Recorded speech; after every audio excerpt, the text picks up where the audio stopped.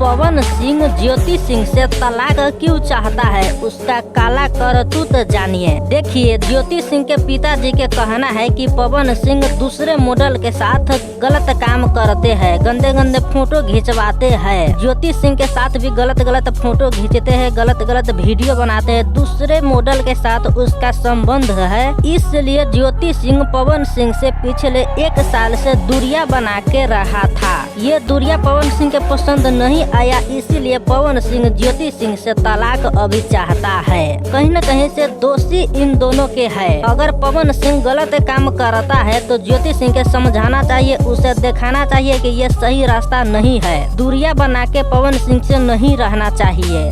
फिर भी पवन सिंह तो 100% गलत है ही। इससे पहले भी पवन सिंह के कई ऐसे काला करतूत बाहर आया था। अक्षरा सिंह उसका सच्चाई बताया, रानी चटर्जी उसका सच्चाई बताया। कई ऐसे मॉडल है जो पवन सिंह के काला करतूत के सच्चाई बताया था।